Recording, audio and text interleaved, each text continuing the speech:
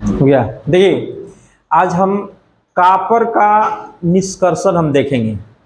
Copper का निष्कर्षण देखने के लिए पहले कॉपर के बारे में जानेंगे हम, कॉपर है क्या पहले। देखिए ये कॉपर जो होता है, कॉपर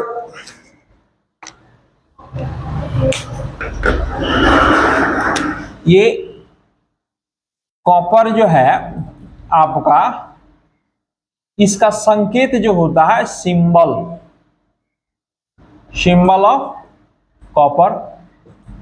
कॉपर का जो सिंबल होता है वो क्या होता है, Cu। इसका जो एटॉमिक नंबर जो होता है, एटॉमिक नंबर में आपका 29। एटॉमिक मास नंबर,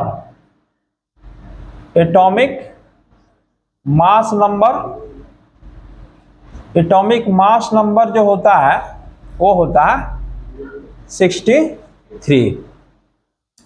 अब इसमें जो है एटॉमिक नंबर हुआ तो नंबर ऑफ न्यूट्रॉन कितना होगा, नंबर ऑफ आपका न्यूट्रॉन, तो नंबर ऑफ न्यूट्रॉन जो हो जाएगा वह क्या है, ये सूत्र होता है कि A इक्वल टू होता है आपका Z आप प्लस N, यानी कि N equal to A minus Z हो जाएगा। अर्थात हम लिख सकते हैं, इसका मतलब है कि यहाँ पर A इक्वल टू 63 और Z इक्वल टू आपका 29 हो जाएगा।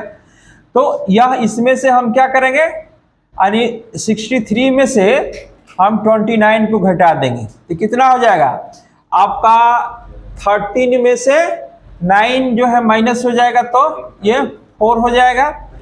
आप क्या है यहाँ पर 3 बच जाएगा, यानी कि क्या है न्यूट्रॉनों की संख्या हो जाएगा ये चीज। अब इसका हम पहले इलेक्ट्रॉनिक विन्यास देख लेंगे, इलेक्ट्रॉनिक कॉन्फ़िगरेशन। इलेक्ट्रॉनिक कॉन्फ़िगरेशन में हम ये आर्गन ले लेते हैं और ये हो जाता है कि क्या है आपका 4s1 और 3d10 हो जाता है। समझ लीजिए इसका 4s1 और क्या है 3d10 हो जाता है। ये 4s1 और 3d10 हो जाता है क्योंकि हम जानते हैं कि यह क्या है, अपवाद है, यानी हुन्स रूल का क्या है, ये अपवाद है, यानी कि 4s1 और 3d10 हो जाता है। अब इसका इंस्ट्रक्शन करना है तो सबसे पहले हम और जानेंगे कि इसका क्या है, ओर्स क्या है, ओर्स ऑफ क्या है कॉपर। तो कॉपर का और है इसमें पहला, जैसे मान लीजिए कॉपर ग्लांस, कॉपर ग्लांस है। कॉपर ग्लांस का जो सूत्र होता है वह क्या है, CuS। दूसरा आपका क्या है क्यूपराइट। क्यूपराइट यह जो होता है यह केवल जो है आपका Cu2O हो जाता है। और तीसरा होता है कॉपर पैराइट, कॉपर पैराइट। ये कॉपर पैराइट जो होता है इसका होता है आपका CuFeS2।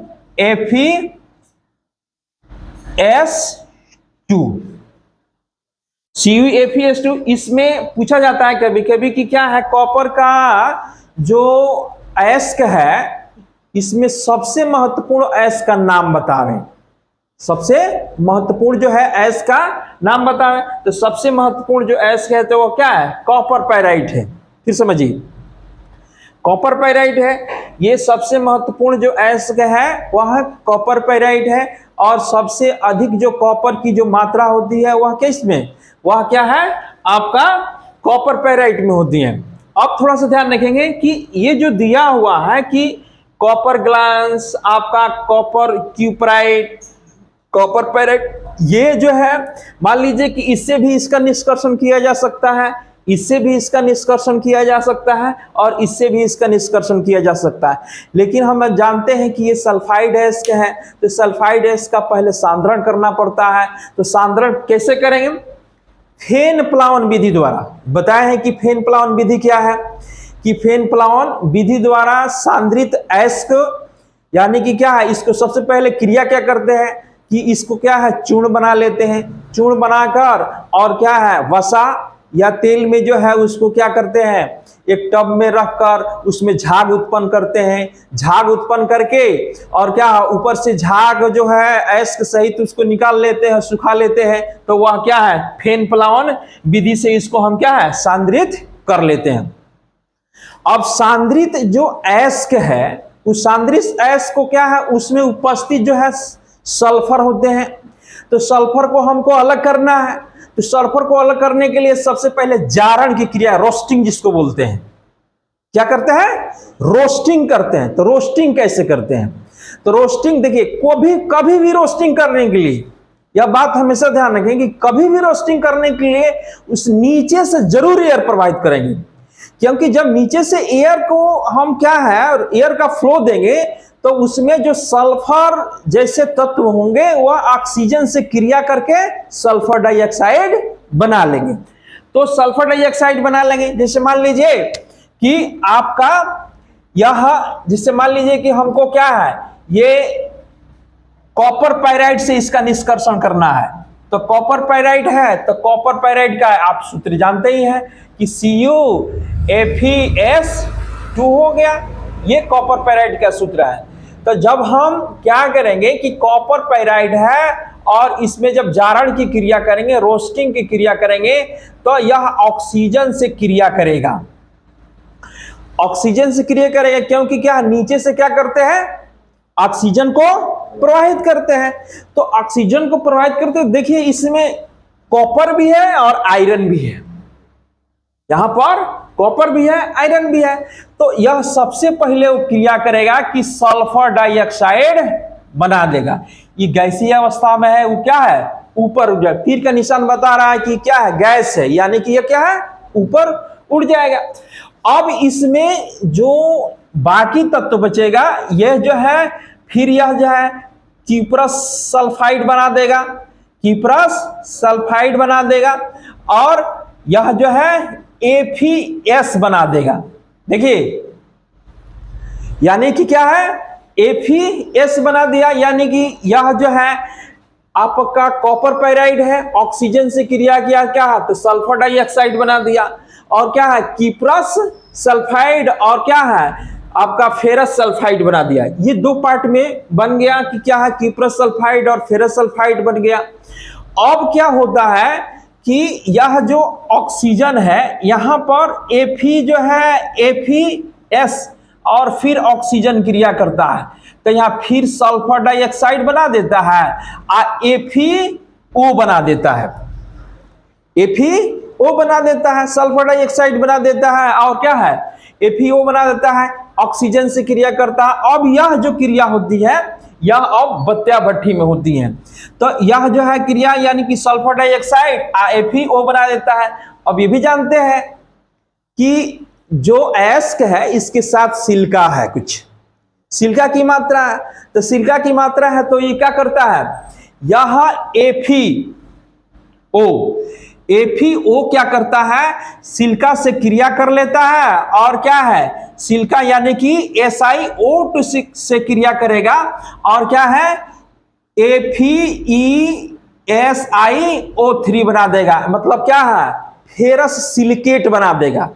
फेरस सिलिकेट क्या है स्लैग होता है, फेरस सिलिकेट क्या होता है स्लैग होता है, यानी कि यह स्लैग जो होता है वह क्या है धातु के ऊपर क्या होता है तैरता रहता है, और तैरता रहता है तो उसको हम क्या है बाहर कर लेते हैं। अब थोड़ा सा देखिएगा यहां पर यानी कीप्रस सल्फाइड है, तो कीप्रस सल्फाइड जो है यह कीप्रस सल्फाइड जो मात्रा है और FeS की जो मात्रा है यहां तो यह स्लैग बना दिया, लेकिन कीप्रस सल्फाइड यहां पर अब यहां पर कीप्रस सल्फाइड है तो कीप्रस सल्फाइड जो है फिर जो है आपका क्या है ऑक्सीजन से क्रिया करेगा, तो ऑक्सीजन से क्रिया करेगा तो ये सल्फर डाइऑक्साइड तो बनेगा ही बनेगा, लेकिन क्या है फिर यहां कीप्रस ऑक्साइड भी बना देता है। फिर समझेंगे यह क्या करता है आपका कीप्रस ऑक्साइड भी बना देता है। फिर समझिए इस बात को, हम कह रहे हैं कि यह ऑक्सीजन जो है बत्तियां भट्टी में नीचे से ऑक्सीजन भी प्रवाहित करते हैं, तो यह जो है आपका क्या है, ऑक्सीजन और क्या है, कीप्रस सल्फाइड। तो कीप्रस ऑक्साइड और क्या है, सल्फर डाइऑक्साइड बना दिया, फिर सल्फर डाइऑक्साइड गैस है तो ऊपर उड़ जाएगा। अब इसमें ऑटो रिडक्शन होता है। देखिएगा ऑटो रिडक्शन क्या है, ऑटो रिडक्शन की क्रिया है क्या आखिर, वैसे मतलब क्या है, दो आपका धातु सल्फाइड चाहे धातु ऑक्साइड आपस में एक क्रिया करता है जिसमें रिडक्शन की क्रिया होती है। रिडक्शन की क्रिया यानी कि क्या है, दो क्रियाएं होती है, एक तो ऑक्सीडेशन और दूसरा रिडक्शन। तो इसमें जो है रिडक्शन की क्रिया होती है। तो रिडक्शन की क्रिया क्या है, ऑक्सीजन को अलग करना रिडक्शन कहलाता है। ऑक्सीजन अलग करना रिडक्शन कहलाता है। ऑक्सीजन जिसमें जुट जाएगा वो क्या होता है, ऑक्सीकरण होता है। तो यहां ऑटो रिडक्शन होता है। तो ऑटो रिडक्शन में जैसे मान लीजिए कि कीप्रस ऑक्साइड है और क्या है, तो इसका मतलब थोड़ा सा ध्यान रखिएगा, यह जो आपका कॉपर सल्फाइड है इसका मतलब पूर्ण रूप से वो क्या है, कीप्रस ऑक्साइड में नहीं बदलता, कुछ मात्रा इसमें रह जाता है। फिर समझिए, कुछ मात्रा उसमें रह जाता है, तो ये ऑटो रिडक्शन होता है। क्या होता है, ऑटो रिडक्शन होता है। ऑटो रिडक्शन की क्रिया होती है। तो ऑटो रिडक्शन में कीप्रस सल्फाइड और क्या है, कीप्रस ऑक्साइड, ये ऑटो रिडक्शन होगा, यानी ऑटो रिडक्शन होगा। तो इसमें क्या हो जाएगा, ऑटो रिडक्शन में कि क्या है, कॉपर जो है अलग हो जाएगा और सल्फर डाइऑक्साइड गैस फिर उड़ जाएंगे, तो यह कॉपर प्राप्त हो जाएगा। अब थोड़ा सा देख लेंगे, यहां एक ऑक्सीजन है तो यहां हम 2 लगा लेंगे ना, तो 2 लगा दें तो ये 3 दूनी 6, अरे 2 दूनी 4, 8 2 6, यानी कि 6 वो कॉपर हो जाएगा। नहीं, कॉपर सल्फर 1 है और क्या है, ऑक्सीजन 1 है। तो यह क्रिया जो है इससे क्या है, कॉपर की प्राप्ति हो जाती है। यानी कि इससे क्या है, यही मुख्य प्रक्रिया है और इसमें जो यह रिएक्शन जो होता है इससे क्या है, कॉपर की प्राप्ति हो जाती है। फिर थोड़ा सा ध्यान रखेंगे, अब इसमें एक चीज आता है कि क्या है, कॉपर मोटे किसे कहते हैं, क्या है आपका होता है कॉपर माटे। तो देखिए ये दो चीज का, ये जो है 2 चीज का कॉपर सल्फाइड और एफीएस के संयुक्त मतलब मिश्रण को हम क्या है, कॉपर मोटे के नाम से जानते हैं। अब ये कॉपर मोटे जो होता है ये आपका ये बेसेमर जो है एक प्रकार के बेसेमराइजेशन जो है एक प्रकार का भट्ठी है, उसमें इसको ले जाते हैं और उसमें जब ले जाते हैं तो एक काम करते हैं कि हॉट ऑक्सीजन माने गर्म जो है ऑक्सीजन को प्रोवाइड करते हैं, चाहे हॉट एयर का प्रोवाइड करते हैं, तो हॉट एयर प्रोवाइड करेंगे और उसके साथ सिलिका भी प्रोवाइड करते हैं। देखिए सिलिका किसी चीज को हटाने के लिए क्या है, मतलब वहां से वहां जब जाता है ना, जब इसको हम ले जाते हैं वहां बेसेमर प्रक्रम में ले जाते हैं, बेसेमर प्रक्रम में ले जाते हैं, तो होता क्या है कि यह जो है Cu2S और Fe(S) यह क्या होता है, संयुक्त रूप से मर्डे कहलाता है।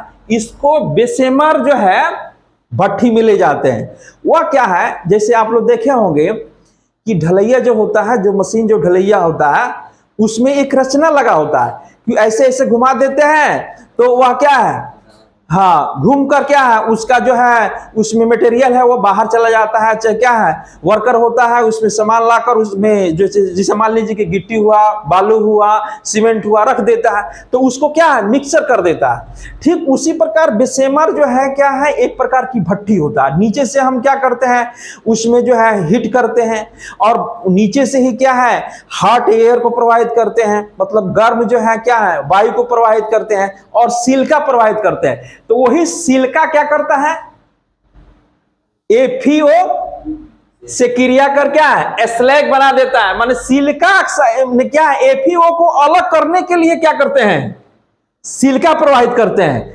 तो सिलिका जब प्रवाहित करेंगे तो यह क्या है, FeO जो है सिलिका से क्रिया कर लेगा और सिलिका से क्रिया करके स्लैग बना लेगा। और बेसेमर प्रक्रम जो होता है, बेसेमर जो भट्ठी होता है, बेसेमर एक वैज्ञानिक है जिन्होंने एक भट्ठी का निर्माण किया जिससे क्या कॉपर का निष्कर्षण किया जाता है। तो उसमें क्या होता है कि वह क्या है, माटे जो है इसका उपयोग करते हैं, तो उसमें ये चीजें उपयोग करते हैं। तो उसमें जब वायु प्रवाहित करते हैं तो क्या करता है, ये FeS ऑक्सीजन से क्रिया करके सल्फर डाइऑक्साइड और FeO बना लेता है। और FeO मतलब क्या है, जब हम क्या है इसको और इसको इसमें डालते हैं तो इसका मतलब थोड़ी है कि केवल वही जाता है, उसमें कुछ मात्रा में क्या है अशुद्धि ये रह जाता है ऑक्साइड के रूप में, आयरन के ऑक्साइड के रूप में अशुद्धि रह जाता है। तो आयरन के ऑक्साइड के रूप में अशुद्धि यहां रह जाता है, तो हम क्या करते हैं, उसको हमको अलग करना है, आयरन के ऑक्साइड को अलग करना है। तो सबसे पहले क्या करते हैं कि उसमें उस भट्ठी में गर्म हवा प्रवाहित करते हैं और गर्म हवा के साथ क्या है सिलिका भी उसमें प्रवाहित करते हैं। तो सिलिका क्या करता है, यही सिलिका आपका ये सिलिका जो है किससे क्रिया करता है, यानी कि क्या है आयरन ऑक्साइड से क्रिया करके स्लैग बना देता है। और स्लैग जो है हल्का होता है, ऊपर से उसको हम क्या है निकाल लेते हैं। अब ऊपर से जब निकाल लिए तो बचा क्या, अब बचा क्या कि क्या है कीप्रस सल्फाइड। तो कीप्रस सल्फाइड ऑक्सीजन से क्रिया करता है और ऑक्सीजन से क्रिया करने पर क्या है कीप्रस ऑक्साइड और सल्फर डाइऑक्साइड बनाता है। सल्फर डाइऑक्साइड गैस के रूप में क्या है ऊपर निकल जाता है। अब ऑटो रिडक्शन की क्रिया होती है, ऑटो रिडक्शन से ही क्या मिलता है, बहुत मोस्ट ऑफ क्रिया है, इसको याद रखना है हमेशा कि ऑटो रिडक्शन की क्रिया होता है, ऑटो रिडक्शन होता है। तो ऑटो रिडक्शन में क्या होता है कि क्या है कीप्रस सल्फाइड और कीप्रस ऑक्साइड। तो कीप्रस सल्फाइड और कीप्रस ऑक्साइड जो है ऑटो रिडक्ट होता है, यानी कि क्या है किसी अब यहां से ऑक्सीजन का हटना हुआ, तो ऑक्सीजन जब हटेगा तो रिडक्शन की क्रिया होगी। तो यहां पर क्या हुआ, यह क्रिया करके कॉपर बना लेता है, यानी कि कॉपर ये मुक्त हो जाता है, यह सल्फर डाइऑक्साइड प्राप्त होता है। अब देखिए जब बेसेमर से इसको निकालते हैं और तो उसमें क्या होता है, इस सल्फर डाइऑक्साइड गैस उससे निकलते हैं। तो जब गैस निकलते हैं तो धातु जो होता है वह क्या है फफूले के जैसा फूल जाता है। वो जैसे देखते हैं कभी जल जाता है तो जलता है तो क्या है उस पर फफूला पड़ जाता है। तो वह क्या है, यह जब हम कॉपर को क्या बेसेमर से निकाल लिया जाता है, बेसेमर से जब निकाल देते हैं तो होता क्या है कि उसमें फफूले की जैसी रचना होती है। तो इसलिए इसको ब्लिस्टर कॉपर कहा जाता है। कौन सा कॉपर, ब्लिस्टर कॉपर कहा जाता है। इसका मतलब होता है फफूला, ब्लिस्टर कॉपर कहा जाता है, यानी कि उसका मतलब होता है फफूला। और वह ब्लिस्टर कॉपर क्या होता है, तब उसको हम क्या, उसमें कुछ मात्रा में अशुद्धियां होती है, उस अशुद्धियां को दूर करने के लिए क्या है अन्य प्रक्रम का उपयोग करते हैं, रिफाइन, जिसको हम बोलते हैं क्या है रिफाइनिंग। तो रिफाइनिंग में वह ब्लिस्टर कॉपर को हम रिफाइन करते हैं, तो पोलिंग प्रोसेस होता है, इलेक्ट्रिक प्रोसेस होता है। इन दो विधियों से उसको हम क्या है यानी कि कॉपर को शुद्ध करके और क्या है शुद्ध कॉपर को प्राप्त कर लेते हैं। ये पूर्ण प्रोसेस इसका हुआ, आप इसको देखेंगे बन करिए। अब लिखिए इसमें